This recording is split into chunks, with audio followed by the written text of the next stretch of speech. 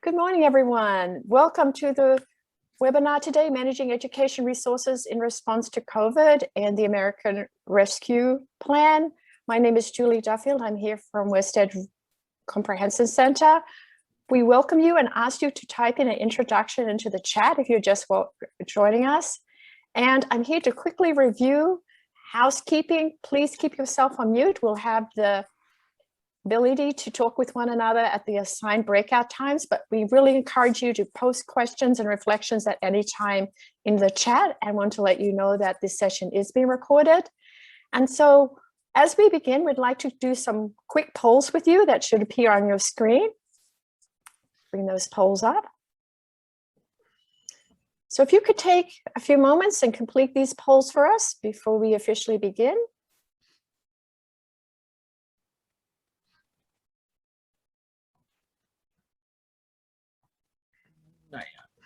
And these, thank you for completing those. You can see those coming up, our presenters. And give you a moment or two. We've had only 7% vote, so I'm waiting for a little longer.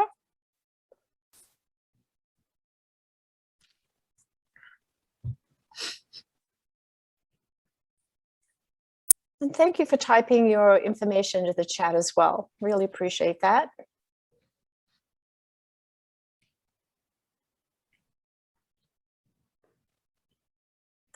Nearly up to 50%. Thank you so much for doing the polls.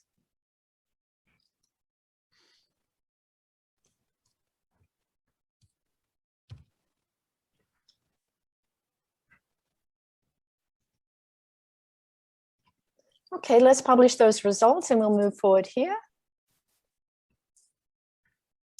So we can see the results for those who did the poll. Everyone is allocating resources, and we see the preferences that folks are thinking of. So thank you so much. We'll just move forward here. And Jonathan, over to you. Thank you so much. I believe the superintendent has joined us and she will give us some opening remarks. Superintendent Ebert. Good morning. It is so great to see most of your faces. I see a lot of, oh, there's Augustus. But for those of you that I haven't seen in a while, it is great to see you. And I'm really pleased that WestEd once again is partnering with us to help move the state of Nevada forward in a strategic way and to make sure that our teachers, and I know Christy just got a warm heart too when she saw the social emotional component that you all are working on.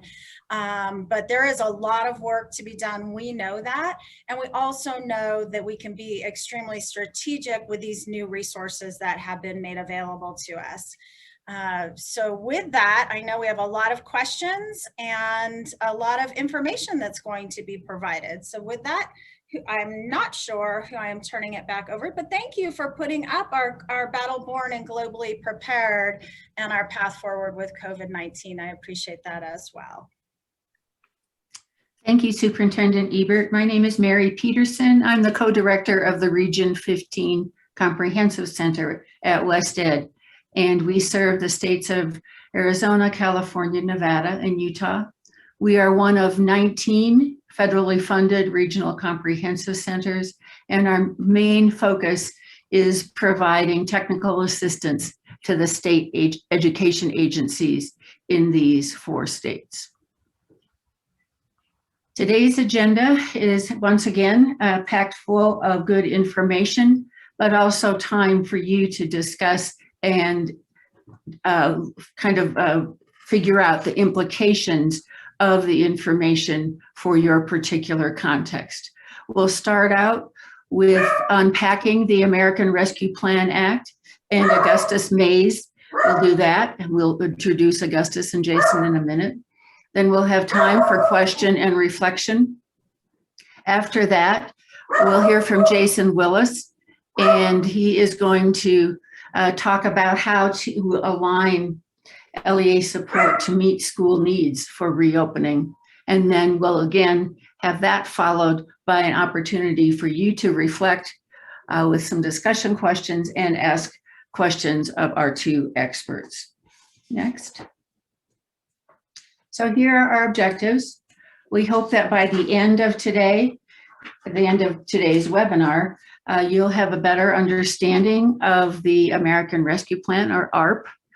We hope that you will also have some new ideas that will inform your strategy for allocating and using the ARP funds strategically and effectively, and that you will have time to talk with your colleagues about what they're thinking and share your best ideas so that Nevada uses this amazing amount of money to make the best possible progress for our students. This is a once in a lifetime opportunity. We're probably, hopefully, not going to get it again because of a pandemic. But this is an opportunity to really take a look at what we've been doing and leave behind what we know didn't work and start doing some things that we know will work. There's a lot of attention on this because it's such a huge amount of money. So we really need to succeed and make sure that we effectively apply these funds to close learning gaps, make up for lost learning, and do the very best for the children of Nevada. So with that, I'd like to present our presenters. Jason Willis is our Director of Resource Planning at WestEd, and Augustus Mays is Director of Government Relations at WestEd. They bring great expertise to the table. I hope you'll take advantage of the opportunity to ask them questions either in the chat or during the question and answer period. They have an amazing amount of information about ARP, and I hope you find it useful and beneficial to your situation. So with that, I'll turn it over to Augustus. Thank you, Mary. And thank you all. Good morning. Superintendent Ebert and the team at Nevada Department of Education, thank you for inviting WestEd and the Region 15 Comp Center to provide supports to your districts and schools across your state around, as Mary said, this historic and unprecedented opportunity to leverage the federal resources that have come through the American Rescue Plan, CRISA, CARES, and really leverage that to accelerate learning for all kids across your state. So I'm going to share my screen and begin my presentation. And Julian Dell, you can see my slide? Yes, thank you. Perfect. And so again, we met with you back in March. And at that time, of course, it was just, maybe a month, 2 months out of the CRISA Act being passed.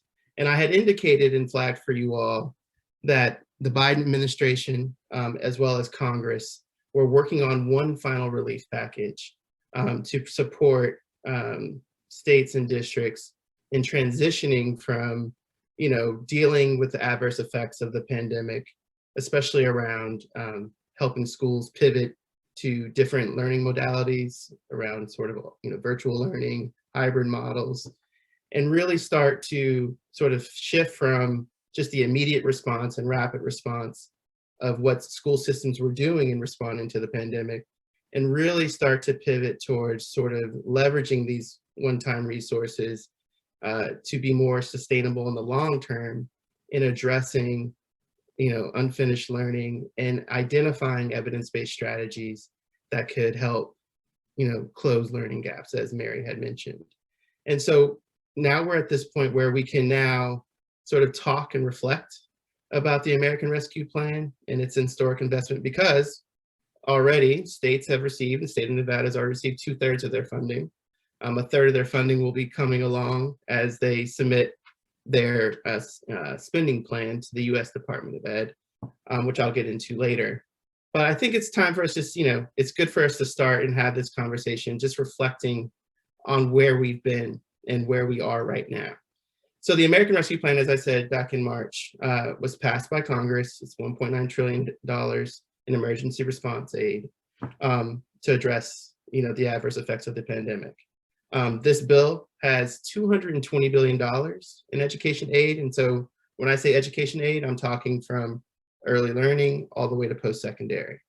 But the majority of that funding is targeted towards K-12 education. 130 billion of this aid is going towards that.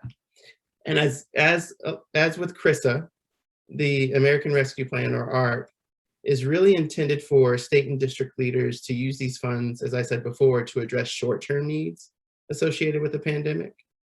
So again, that could be, again, upgrading your facilities, providing one-time summer programming or enrichment programs for students to bridge them into the fall. So sort of short-term needs, but then there are structural changes, right? More long-term changes that Congress and the Biden administration is hoping that systems will make in terms of the programming and supports that they provide that are more long-term and sustainable and are equitable and really whole child focused. So to give you a perspective of the unparalleled investment that we're seeing right now, this slide sort of shows you on the right, you can see the three packages, right, that have been distributed to states and localities, again, across the education spectrum or continuum. So you had 35 billion under the CARES Act, which was, 13 billion went towards K-12. You had CRISA, which was 93 billion in total, but 54 billion went towards K-12.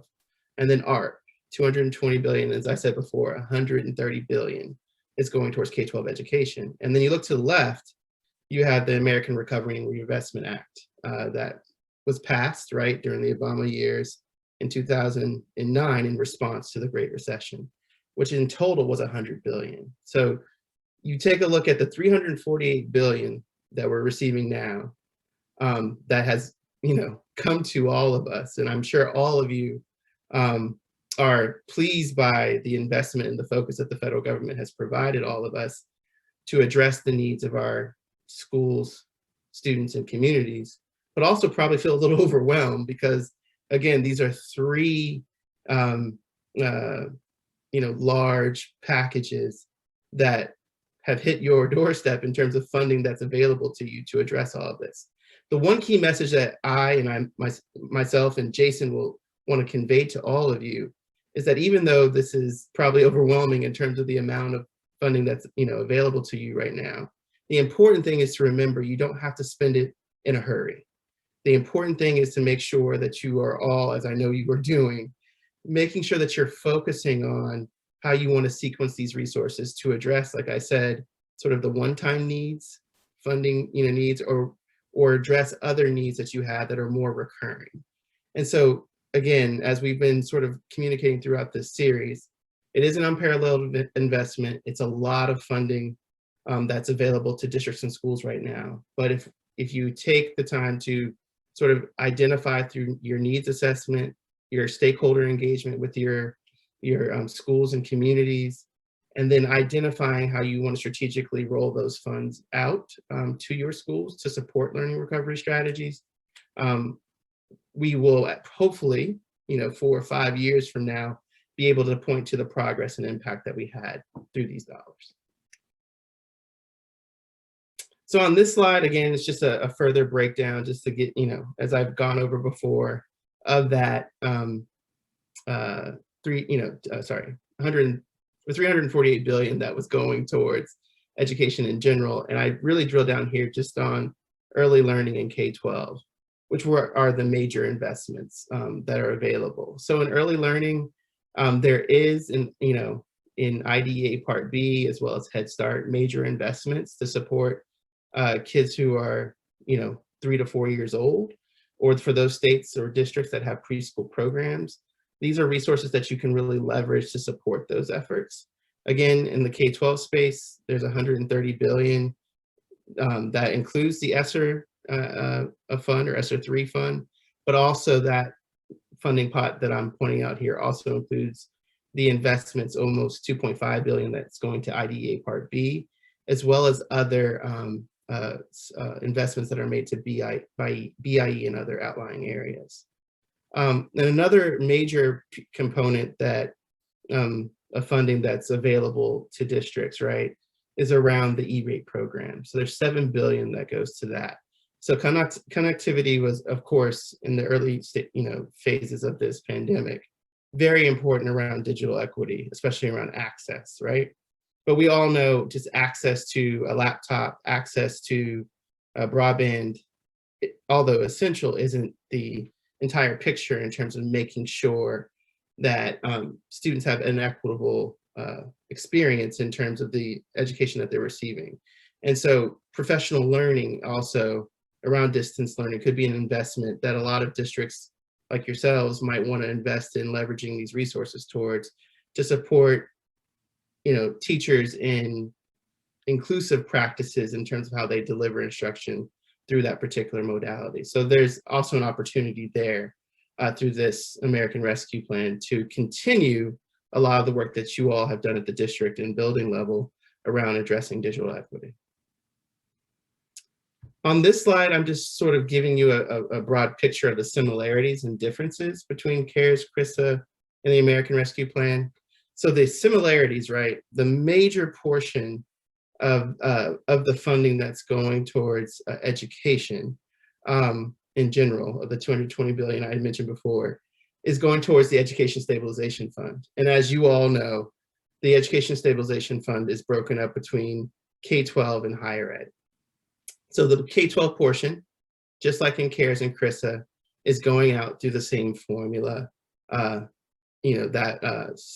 states have received in the past. So based on their state's Title I share, Title I Part A share, they receive their allocation through the Educational Stabilization Fund that goes directly to the ESSER fund, which you all are familiar with.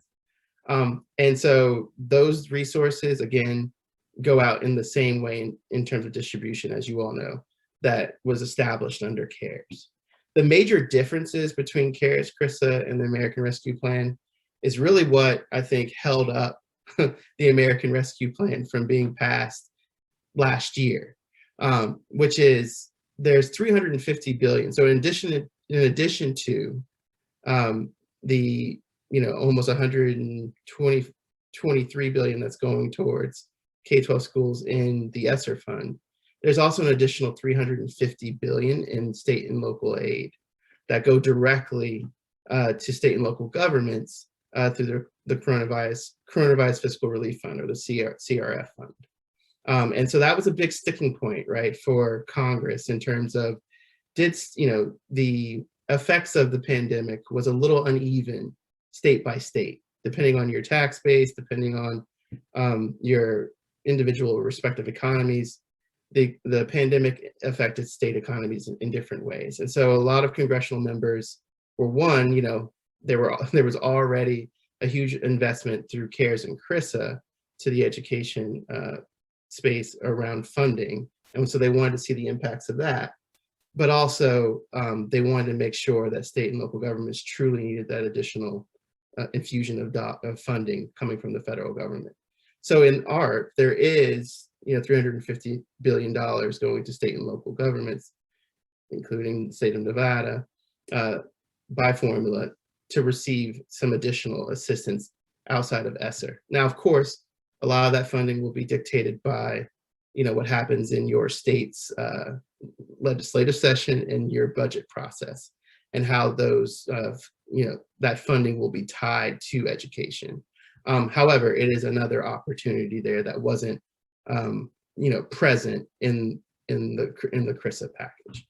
And then the last thing in terms of major differences is, again, there's no Governor Emergency Education Relief Fund. You will recall the GEAR Fund allowed governors to distribute funding across the education continuum in their state to add additional aid to state and local school systems. And so Congress decided to invest the majority or all of the funding and target it towards the ESSER fund, as opposed to giving governors some flexibility on how to use those funds. So those are the similarities and major differences between the packages. So here's a slide that just shows you, again, sort of how the ESSER fund, ESSER 3, is allocated this time around in more detail.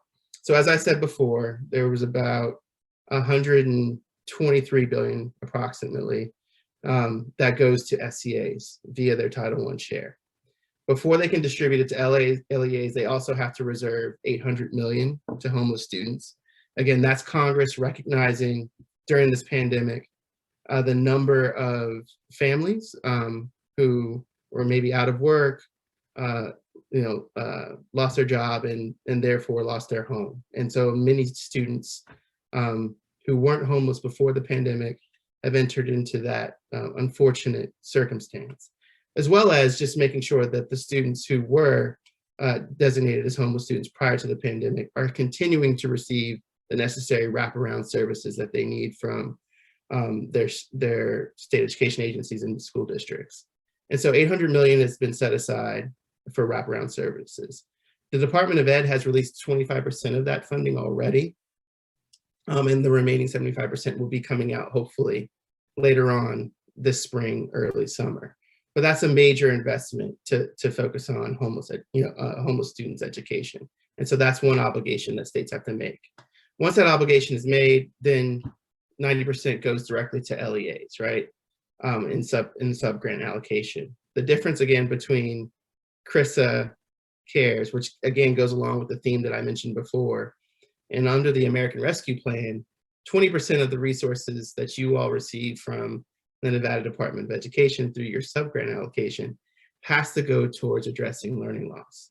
And again, the American Rescue Plan has a broad definition in terms of how it sort of looks at addressing learning loss.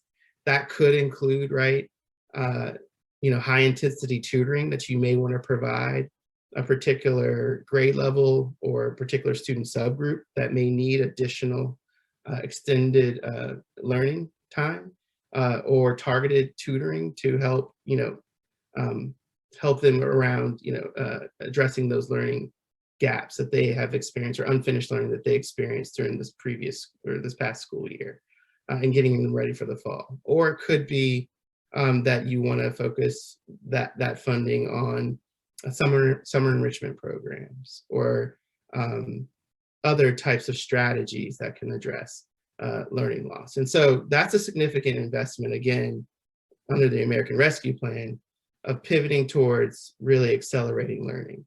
And so that is also a major shift between the American Rescue Plan and CRISA.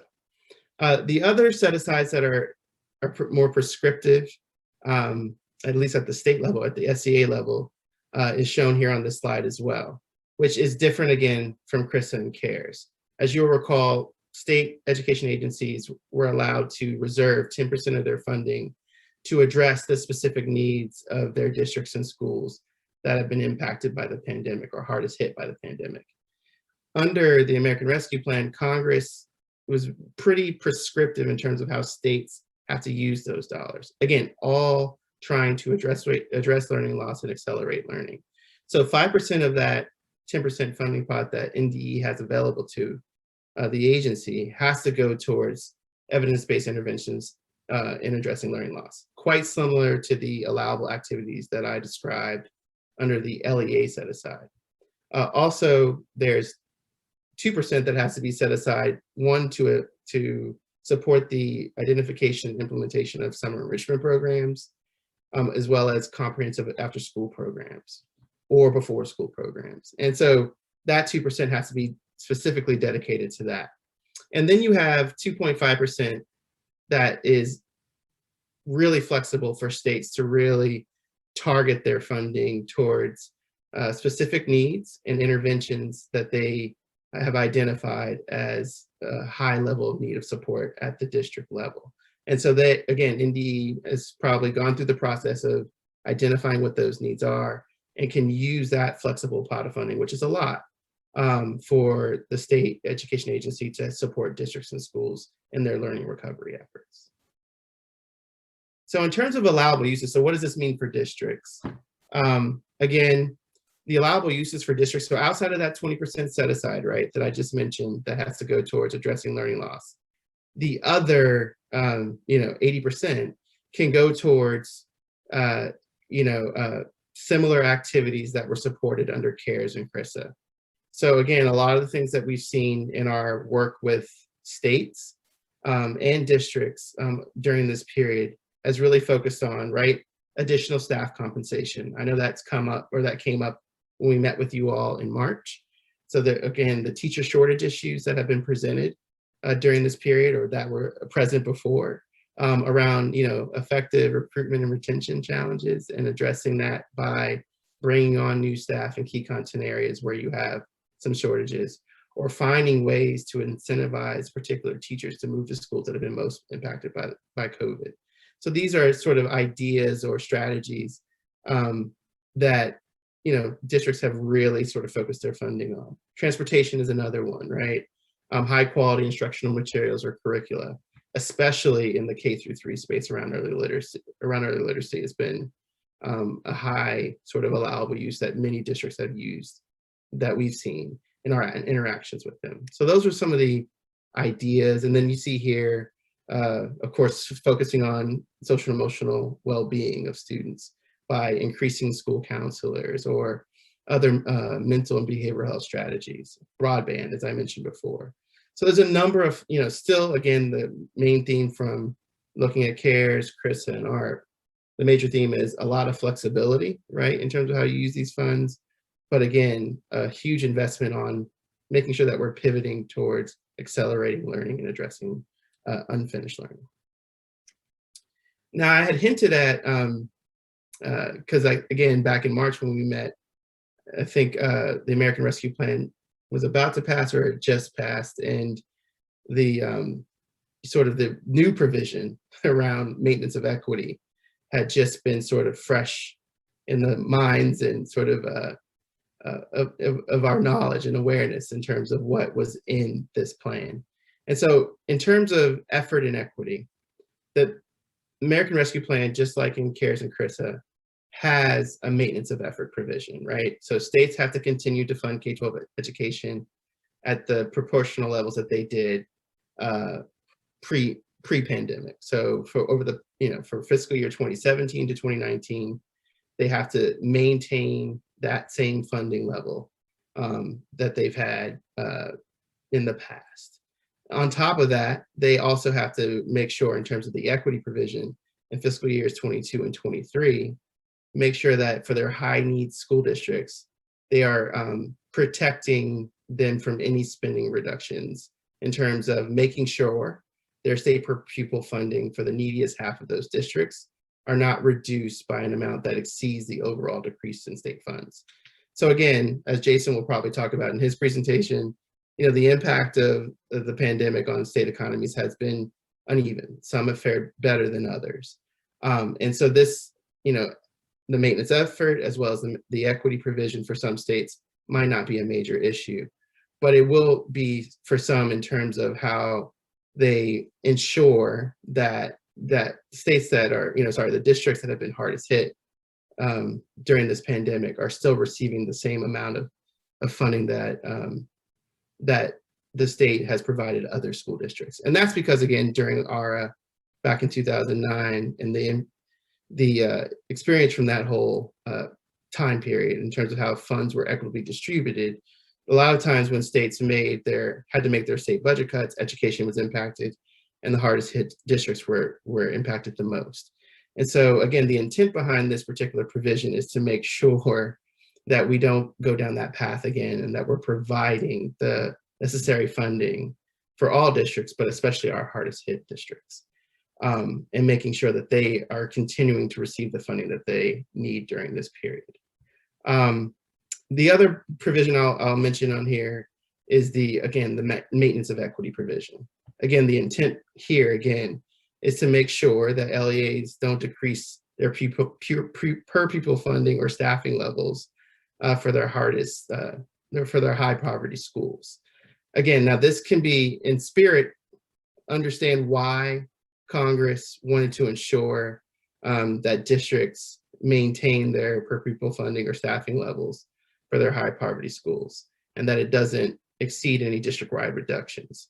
Again, making sure that those resources are going towards our hardest hit districts or high need districts. That's just sorry, a time check. We have 5 minutes. Okay, gotcha. Thank you.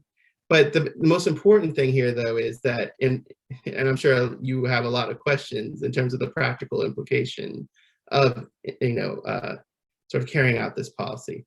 I mean, again, if you need to make, certain staffing changes and hiring in particular, that could have an impact because, again, staffing is the biggest part of your budget, and, bringing on, new staff who might be not as expensive as some of your veteran teachers could have an impact on that per pupil funding piece or that staffing level piece.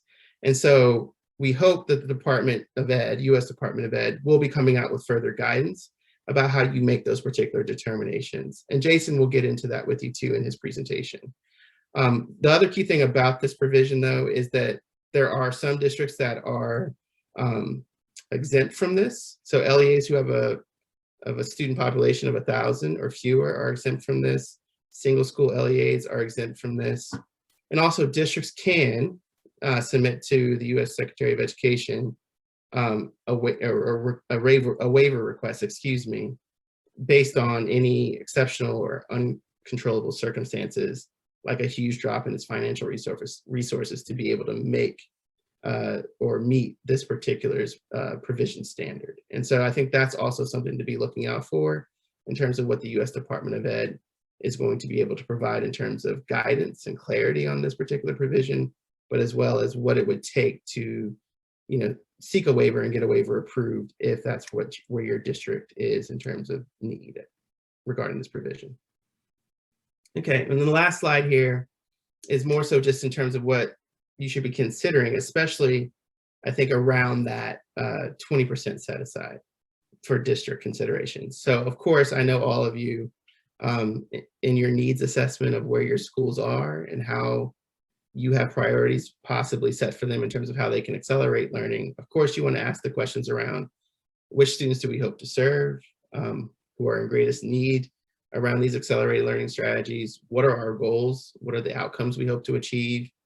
Again, there's a lot of resources that you can leverage in terms of not just the funding in the ESSER fund, but how are you, going to leverage existing funds like Title I, Title II, IDEA, how you might be able to leverage some of the resources that NDE has available to the agency in supporting some of those goals and objectives. What are the mechanisms that you'll build in to ensure student effects and success? Again, as I alluded to, the Department of Education has put out, a state spending application that the Nevada Department of Education has to submit. LEAs also have to submit to NDE their spending plan about how they're going to use these funds. So making sure not only you provide the rationale, you provide your identification of evidence-based strategies you want to use, but you also want to make sure that you're putting in particular mechanisms, evaluation mechanisms to see how you're progressing in the use of these funds and what outcomes that you're seeing. And that's so important, right? Because this is one-time funding, basically a 3-year window. But the important thing at the end of it all is that we're showing impact, right, as a field. And so I think it's important to put in those particular mechanisms. Another thing that Jason will really go deep in with you all in his presentation is how are you balancing between recurring and one-time expenses? Again, you'll have those one-time expenses around improving of facilities.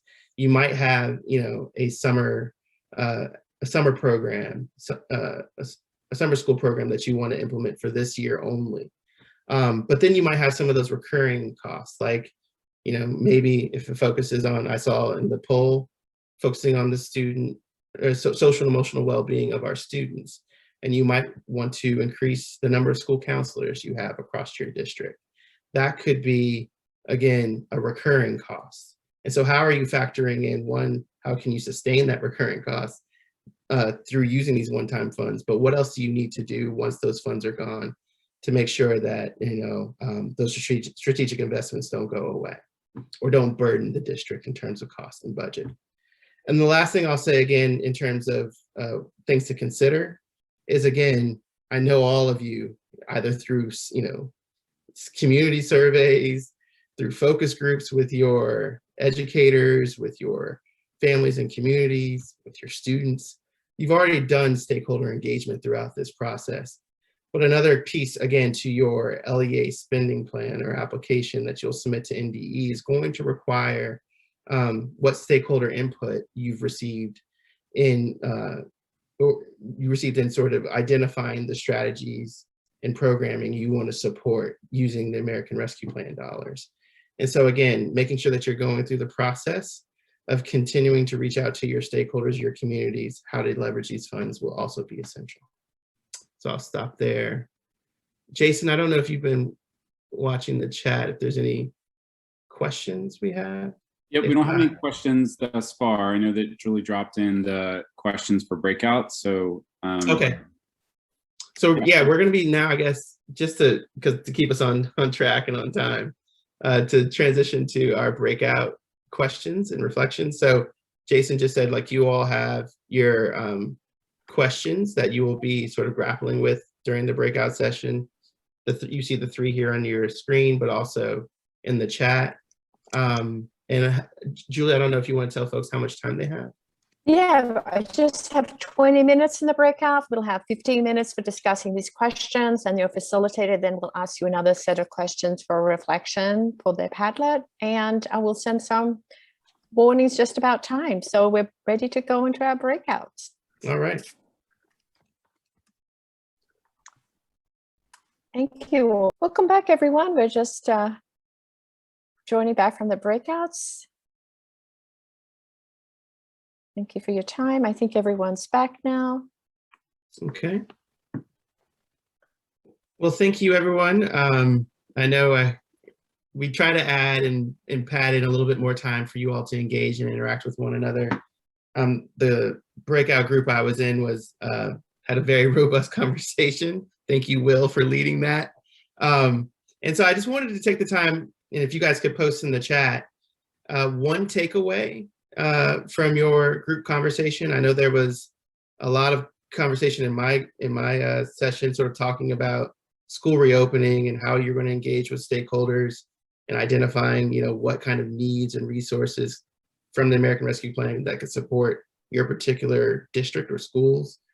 So if there's a takeaway like that in terms of what you're going to do around meaningful consultation or how you're going to blend and braid the funds to support particular goals, you could drop that in the chat. That would be great. And then the other thing that we would like to hear from you all, from your groups, is what was one question that was sort of that you needed addressed that maybe we can talk about during this period. So we have about like 4 minutes. So if you could just drop that in the chat, that'd be great. So I see Deanna has said importance of identifying at-risk students. That was a theme I think in Will's group, sort of talking about how can we use student achievement data, attendance data, other critical data in the needs assessments of your school's needs to then identify what supports those at-risk students might need. And then the question I think Deanna had, I'm sorry, I'm trying to pull it back up. Yeah, robust stakeholder feedback, participation ideas. Dr. Moore has the important role of summer learning to support all students. I think that's a big issue as well, right? Because again, summer learning and more important enrichment programs, right? To give those particular enrichment experiences to allow kids to feel more engaged in their learning, engaged with their fellow students is there's a huge SEA set aside of funding that goes towards that NDE could support across the state, and also districts, you could use your resources around that. Randy Drake, I'm sorry, let's see. Patty Oya has how to measure gain of summer learning, especially around SEL. I think that's always been something in terms of assessment of summer learning, of social emotional learning, and how do you assess that? Has always been a big issue. And of course, I think that's going to be a major focus of many summer programming that we see. And then Will says Group 6 was really aware of the need of stakeholders' input right from the start. That is critical on our minds. Thank you, Will. So yeah, there seems like, again, a lot of general themes around one, as I think we said before, who are the students we're trying to serve? What are our goals and objectives? How are we going to measure the impact of that? And then I think, again, the meaningful consultation, the stakeholder engagement, it definitely was a major theme in group 6, and it sounds like it's been a major theme across all of the group conversations. And Julie, there is a Padlet, right? I don't know if that's going to be shared. Yes, that Padlet's up there, and the purpose of the Padlet was to have the output from all the groups shared, so the Nevada department can come back and look at that and reflect on that too. So Right. thank you. So yeah, so just so everyone knows, the facilitators sort of captured the main ideas and themes, and so yes, the ND staff will take a look at that, and so your comments and your thoughts will be shared with them, and they will sort of use that to engage with you all and supporting you all in the use and implementation of these resources. So Julie, I'll hand it back over to you so you can hand it to Jason. And I'm actually handing it over to Jason. So Jason, Okay. I'll stop sharing and let you drive. Thank you everyone for your responses. That was great. Yeah, I had a chance to stop into some of the rooms just to hear the conversation, which I think was really good.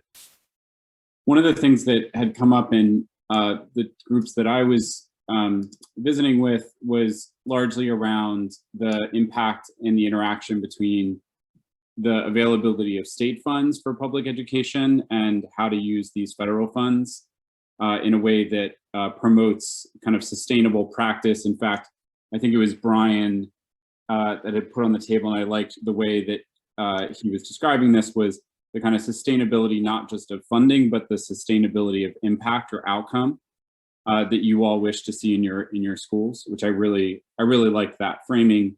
I may borrow that, Brian, if that's okay with you. So I want to compliment Augustus's setup in talking about the broad brushstrokes of the American Rescue Plan and some of the major provisions he talked about, and really take this into a context of how might school districts in Nevada really leverage those funding sources in a way that offers your ability to kind of meet the moment, if you will. And I think as just a couple of minutes of context, I want to start with this statement. You may have seen this in Nevada headlines. Certainly has been floating around DC in terms of this being the biggest federal public investment in our lifetime. And as per usual with WestEd, we like to put data behind statements. And so we did.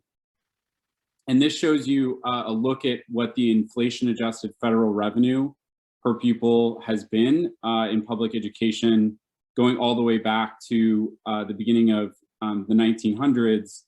And what we can see far and away is that the combination of all three of these packages, CARES, CRISA, and now the American Rescue Plan, really creates an enormous opportunity for public education to think about, from a federal perspective, how to think about investment in public education. The second way that we looked at this was really from the perspective of a percentage increase from year to year, decade to decade.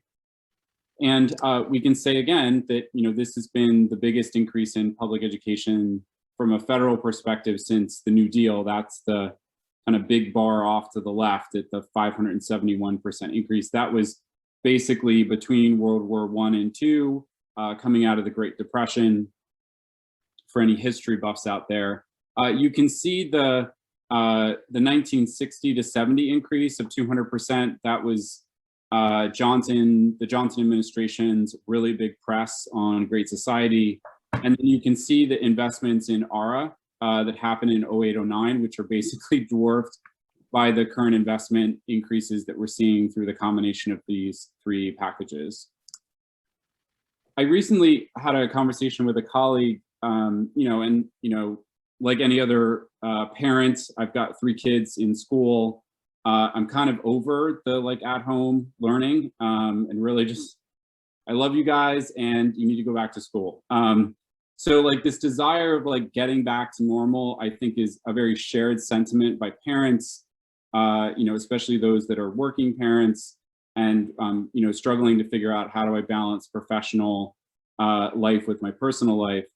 And I was also reminded that, in this urgency to get back to normal, we can't forget that normal wasn't good enough for a lot of our kids, for the vast majority, especially of our lowest performing kids.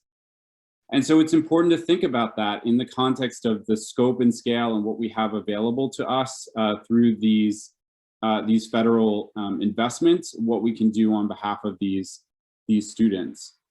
Augustus touched on the length of time in which these funds can be used, and I, was happy to hear in the breakout that I was part of, many of the districts already submitting for tidings and for those extensions on 1 year. It seems more like the trend in Nevada is application for tidings for the CRISA and American Rescue Plan funds than for CARES.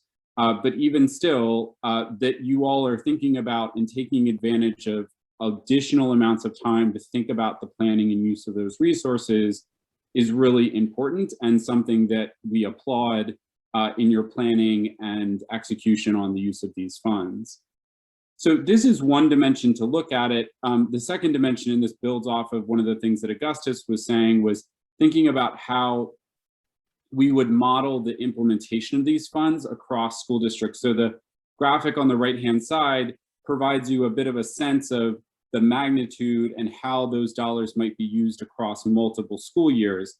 And in that way, you see almost like a very natural kind of ramp up and ramp down sequence of funds. And in particular here, we think that there's a set of activities that school districts should be engaged in as they are both ramping up into the use of those one-time funds, but then also when they ramp down. And some of those are mirrored and similar, but some of them are distinctly different. And so an example of this is in the report outs, I saw a bit of commentary about getting your arms around what the needs of students are. And so that needs assessment component, understanding where students are and what their needs are, is a really important component of a ramp up.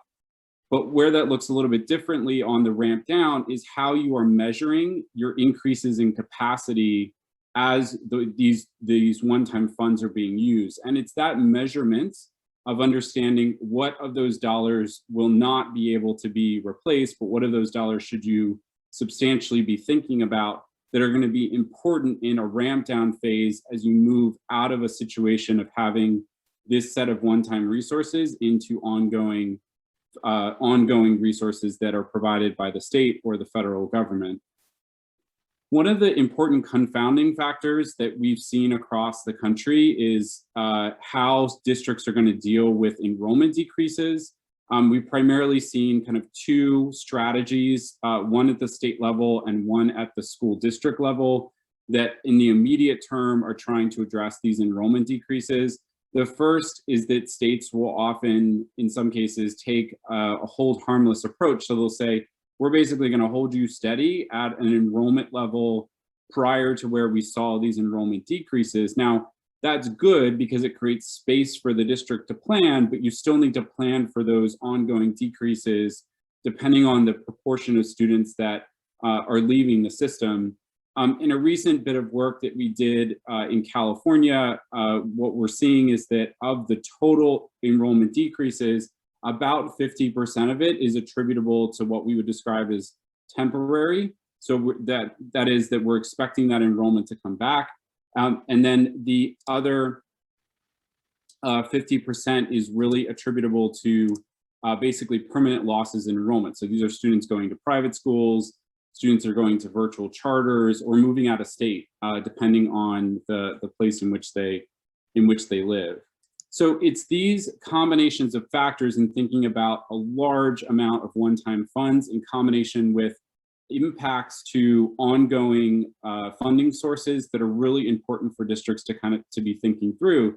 And I think as this had come up in the chat, and I think is very applicable in Nevada's circumstance, the state legislature is dealing right now with trying to reset what the funding formula is going to look like. And that will have implications for how you think about the use of resources. And David had mentioned this in the breakout, and I think it's spot on, that understanding and knowing some of those answers are going to be really critical in planning out the rest of the use of those funds in terms of how you are supporting certain resources with certain pools of funding in the future. I will say, just a caveat on that comment from David, is that some of those needs exist today, and there's so much of this one-time federal funds that it seems reasonable to be working on some of those really urgent issues with some portion of those funds, but reserving a large proportion of it to get some clarity from the state legislature on the state funding formula that's coming through in hopefully about a month or so. So a couple of other things that we think school districts could really be thinking about in terms of confronting these challenges. I talked a bit about the one-time revenue for ongoing expenditures. In the next slide, I'll spend a little bit more time on that. The next thing here is really intentionally planning for those sustainability opportunities from ongoing federal, state, and local funding streams.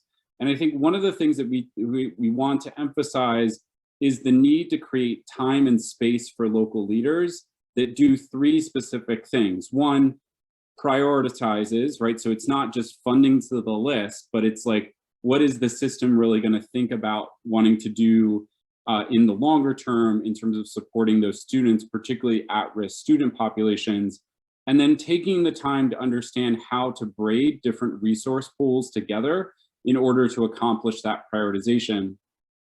And I can remember I was in school systems during the Great Recession and coming out of the Great Recession. And one of the things that was the most beneficial to us, because otherwise we were literally running a mile a minute. And in this circumstance, coming out of the pandemic, I imagine it to be even more accelerated in terms of the decision-making you need to make, is to literally create time and space, like to block out times over the course of 3, 4, or 5 months for district leadership to really talk through these issues, to bring data into the room, to make better informed decisions about different types of strategies and moves that may not be as kind of well-tuned in school systems, particularly when you're looking at negotiating between ongoing and one-time funding. We think the last kind of challenge, but the opportunity that really exists here, is to communicate about what is helping students and how the federal investment is working on behalf of children. I will say that a lot of what we've observed in the field is that many people are paying a lot of attention to where this funding is going in public education. And in that way, it is our responsibility to think about how to leverage those dollars well and institute and implement them well, but also to measure, document, and then disseminate how those dollars are being used well. And I think this has already come up in the course of the debates around the follow-up from the CARES funds, in which many congressional staff and elected leaders were making these very like overt comments about, well, I don't want to support another federal package because this report in front of me says that only 1/3 of the funding has been spent from CARES. And the story behind that is much more complicated than simply a proportion of funds spent on a report. And it's important that as local leaders, you're really thinking about how to communicate that to your community and documenting the effective use of those resources over time that are addressing both the kind of urgency of the moment, but also planning for more sustainable impacts for students in the future. So I wanted to return to this negotiation between one-time and ongoing. And in particular, we have kind of 3 ways that you might want to think about approaching the segmentation of these funds. The first is really in addressing infrastructure. And so these are your like very straightforward, I'm going to spend these dollars once, I'm going to get something for those dollars, and it's going to create a benefit for the system. So 2 really clear examples of that: hardware and software for technology that tend to have a 3 to 4 year life cycle, or building upgrades and maintenance. Now, a lot of that's already associated with much of the commentary that's out there about what's necessary to get kids back to school. Most of the systems in Nevada are already back in school, so maybe there's not as much of a need there. But these are really clear-cut, one-time investments that are non-recurring that create longer-term benefit, right? So the hardware and software question, you're probably not going to need to revisit for another 3 to 4 years. Upgrades and buildings and maintenance, you're talking about probably a cohort of kids that will move through the system before you have to think about those types of investments. The second one that's been really kind of popular and I think, has obviously gotten a lot of attention is how to think about learning acceleration. And in particular, a lot of ideas that have come forward around high dosage intensive tutoring, summer school opportunities, or extended learning beyond the regular school day are all things that are now floating around and that many of you guys have already started to institute. And what's both a benefit but also difficult about these types of strategies in particular is that they do require ongoing funds. If you're going to extend the learning day by an hour or 2 hours, you're going to have to continue to pay somebody, right? Some set of teachers or instructional aides or other support staff at the school in order to keep the doors open longer to support those students.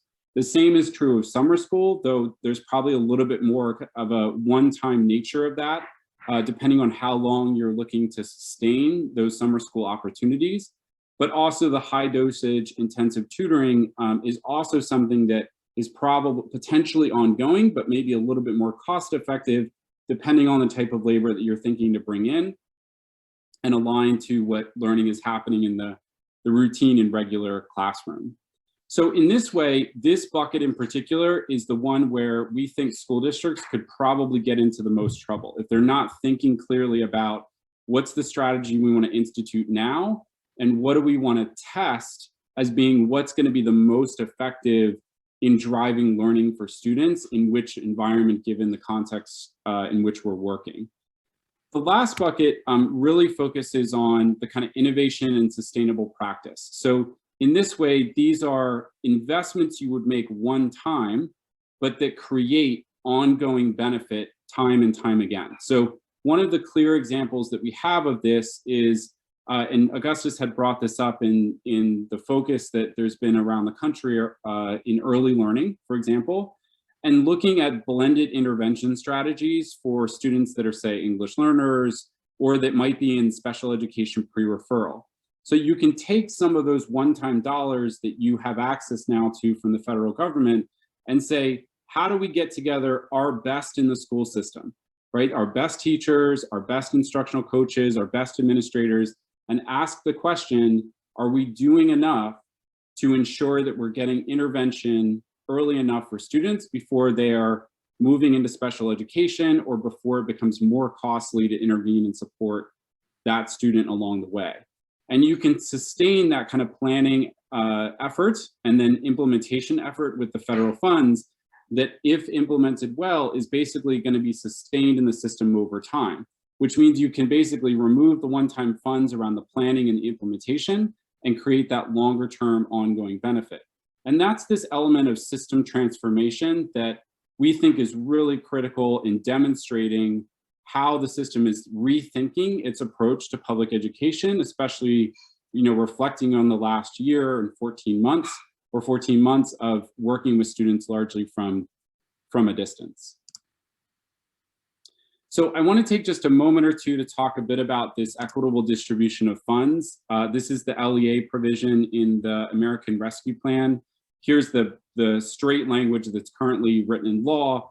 As Augustus had mentioned, we're expecting some type of additional guidance that's forthcoming, but I want to put some ideas in front of you to be thinking about how you are managing managing through this provision in particular in the allocation of your ARP funds.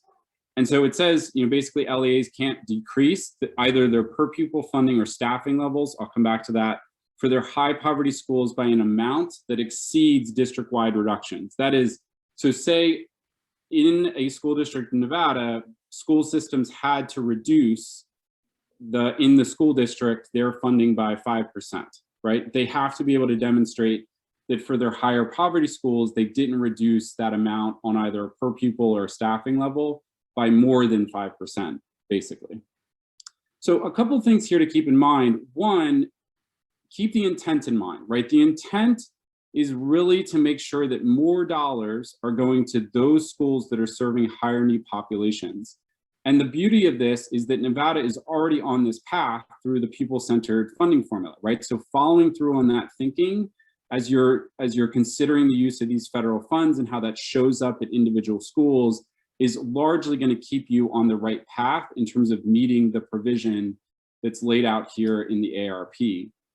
This notion of the per pupil funding or the staffing levels is a really critical decision because you can lead to two really different outcomes depending on which one you choose. And there could be some circumstances when you calculate this in which the per pupil funding measure, you can meet that box, you can like check that box, but in another calculation, if you do it on the basis of staffing, you may not meet the provision of the law.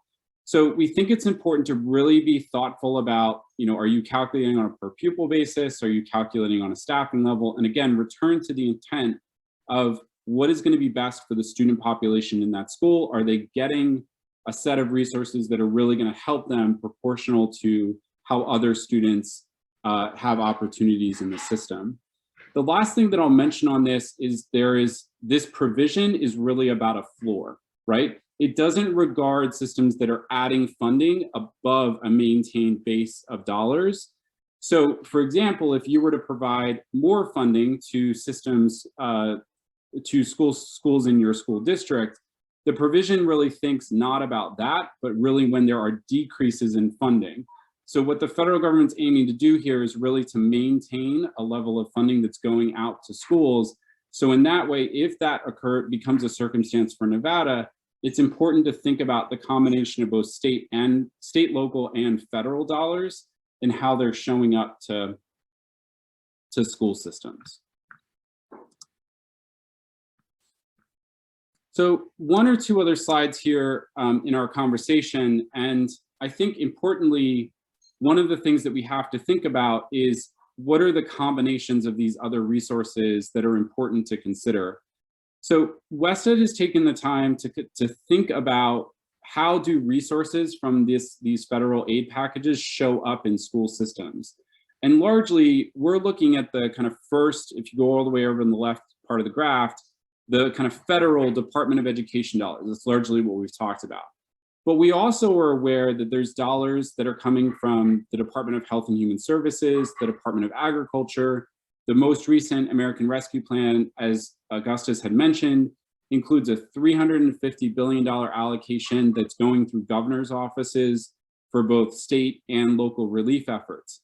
This is a tremendous amount of funding, as I said, that we've never seen in our lifetime. And so the opportunity really does present itself to think about not just the work that you all are doing within your school systems, but also to reach out and understand what other agencies in your localities are doing to support the same children, very likely, that you are supporting in schools every single day, right? So it's a leverage opportunity. And the one thing that we've been saying is, if you're in your system and you're planning and thinking about and beginning to execute the use of these resources in isolation, you're likely not taking advantage of the moment in a way that would leverage additional resources to support these children.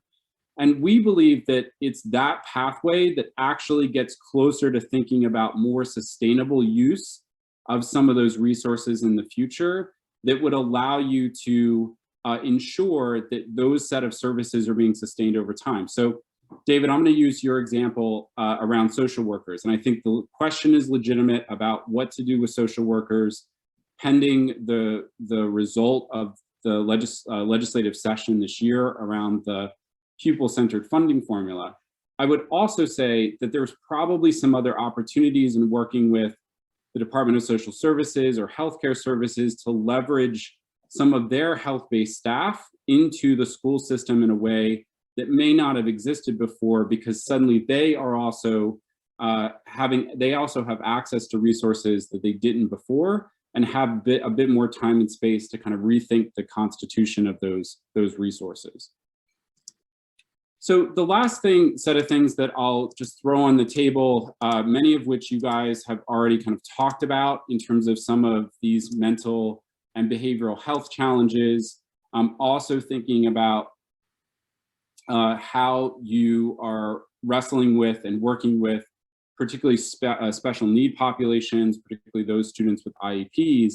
And I think 2 points here in particular. One, that special education is still going to have to meet their maintenance of effort requirements. And there's a set of provisions to think about how best to ensure that you're both meeting that opportunity for ensuring those funds are going to students with disabilities, but also to think about ensuring that you can address, for example, issues around compensatory services without getting into trouble with that MOE requirement. And there are still some questions to be sorted out, particularly with the guidance that is forthcoming on some of these maintenance of effort and maintenance of equity requirements. But by and large, it's really paying attention to how you're thinking about those investments relative to the student need population that you're working on, and being very clear about the exceptions, of which there are some, particularly on special ed MOE requirements that are available to districts to think about the use of those resources. So I'm gonna wrap up my presentation here. Julie dropped in a couple of the prompts that you'll use in the breakout sessions, but I'm happy to take just a minute or two to answer any questions you all might have. I don't see any notes or comments in the chat, but any clarifying questions that folks might have before we go to breakout.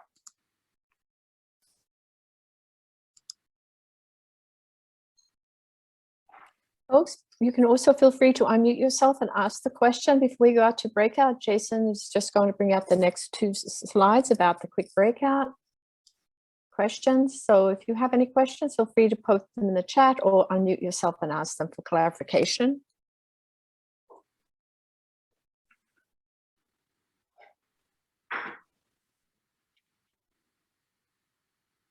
Okay, Julie, I think we're ready to go to breakout. Great, lots of pondering. So we'll put you in breakouts. Again, we have 20 minutes, 15 minutes for reflection, and then adding some thoughts to the Padlet for this Nevada to consider. Okay, breakouts, thank you. Need to write in one takeaway that resonated with you, or one question from the group's conversation in the chat that resonated with you. And Jason, if you're back. Yeah, yeah. So while folks are dropping in their takeaways, actually, Julie, just a point of order. How much time do we have for this report out? We have about 6 to 7 minutes. Great, thanks. Yeah, I would say, yeah, definitely if you have 5 to 6 minutes. Great. So let's, in addition, as you're typing up your group's kind of summary contribution into chat, I'd invite folks to come off mute, particularly from our school districts and charter schools that are with us today, and offer any kind of insight or thing that really kind of struck you from the debrief conversation over the last 10 minutes or so.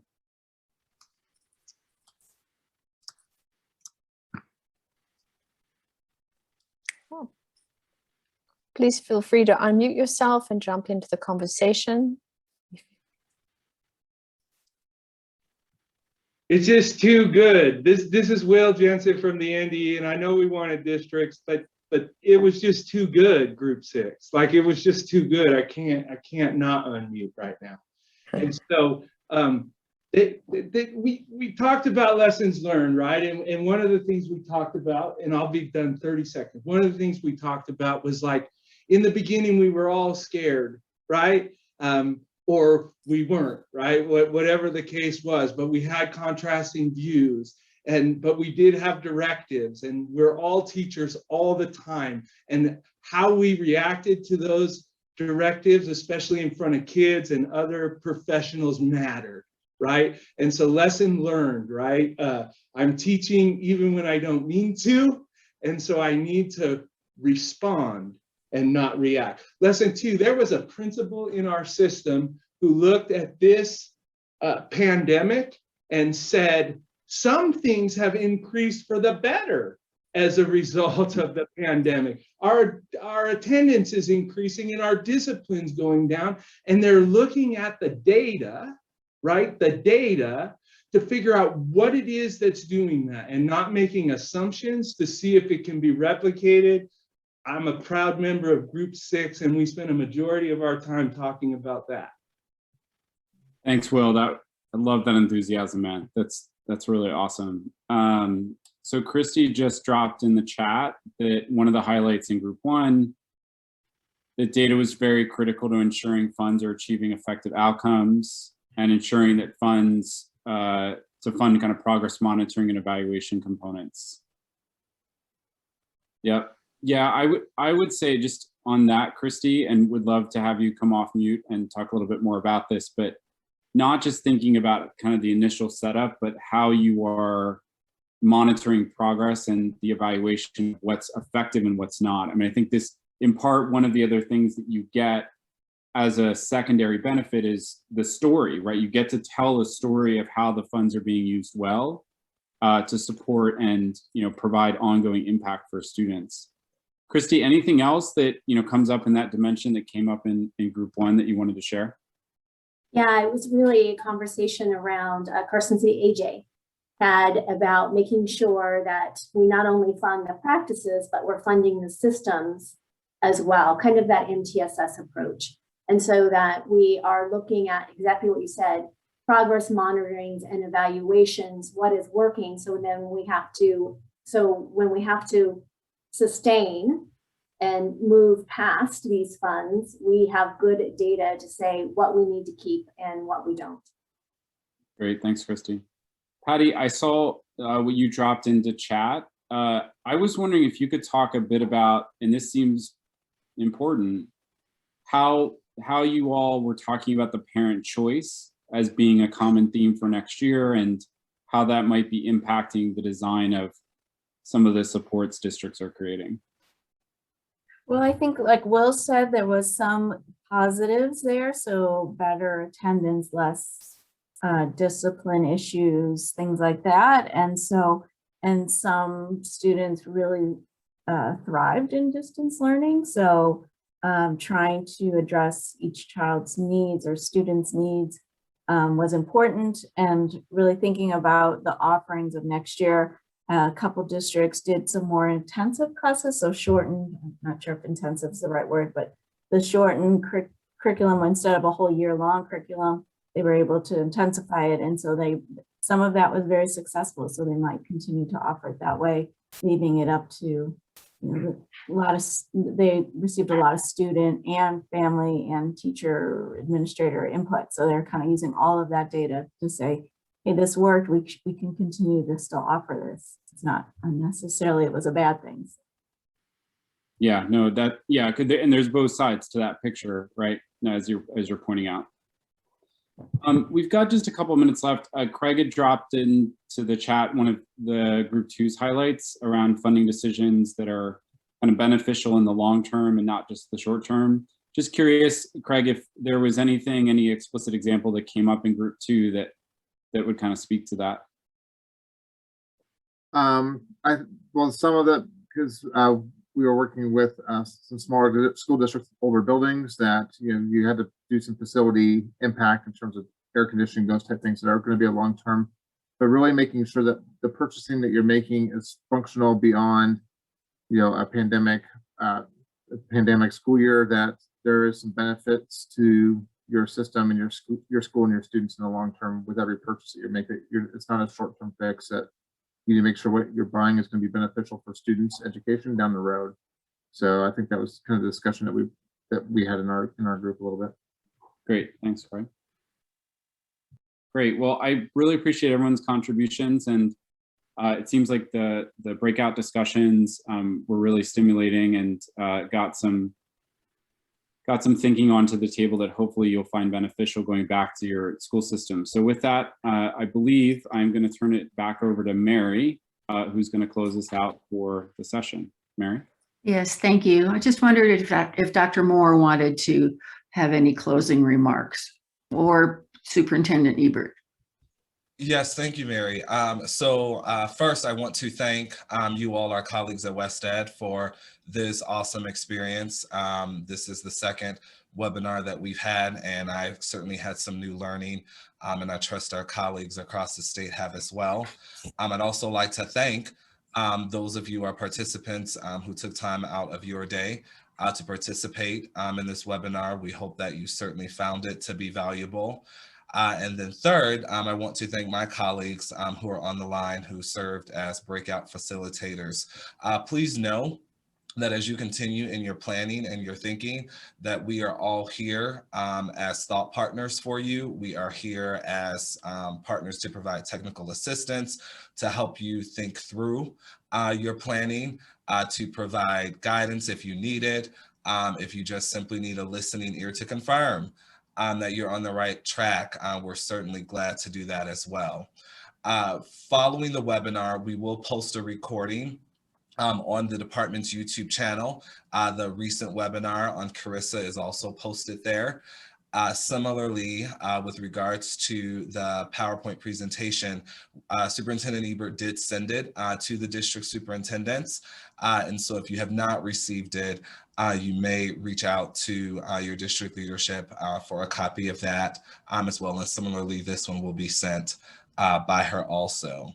And so once again, I just want to thank you so very much for spending time with us this afternoon. It certainly is our pleasure to be able to support you in this way. Mary? Great, thank you very much.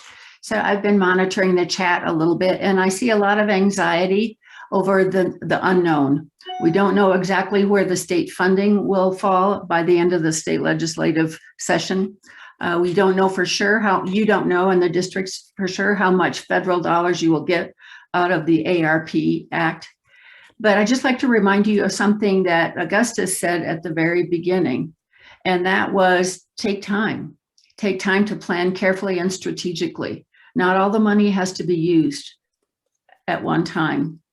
And Jason, remember the PowerPoint slide that Jason showed us about ramping up and ramping down. This is a once in a lifetime opportunity.